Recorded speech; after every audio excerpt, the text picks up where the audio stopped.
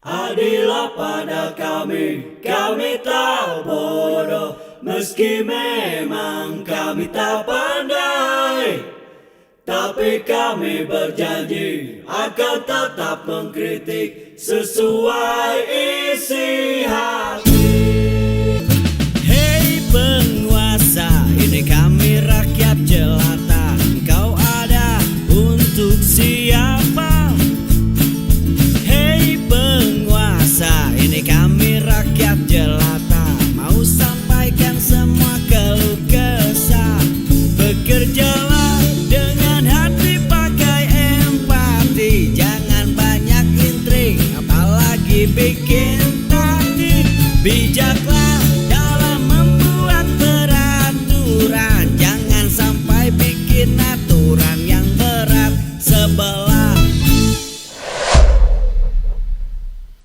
Sahabat semua, saya dapat kabar mengejutkan dari portal islam.id. Ini judulnya ngeri-ngeri sedap ini. Lawan Jokowi, 94,7% ASN tolak ibu kota pindah. Mending pensiun dini. Wah, ternyata penolakan bukan hanya muncul dari kalangan pengamat, praktisi, tokoh, masyarakat di Kalimantan, tapi juga di Jakarta. ASN-nya yang terlibat dalam proses pemerintahan di ibu kota 94% lebih, ini sudah hampir 100%. Luar biasa ini. Kita simak detailnya ya. Hampir semua aparatur sipil negara ASN atau pegawai negeri sipil PNS menolak rencana pemindahan ibu kota dari DKI Jakarta ke Kalimantan. Penolakan atas rencana Presiden Joko Widodo tersebut didapat berdasarkan hasil survei yang dilakukan Indonesia Development Monitoring (IDM). Ini saya kira akurat ya penilaian, karena populasinya juga terdata dengan jelas. Hasilnya, sebanyak 94,7% ASN menyatakan menolak jika ibu kota dan pusat pemerintahan dipindah ke Kalimantan. Direktur Eksekutif IDM Harli Prasetyo menyatakan survei tersebut dilakukan dalam bentuk tanya jawab yang dilakukan terhadap 1.225 responden yang tidak lain adalah ASN itu sendiri. Mereka mewakili sekitar 800.000 ASN yang bertugas di pemerintahan pusat. Cukup besar, sampel 1.225 dari 800.000. So, sangat besar itu. Jadi yang setuju hanya 3,9%.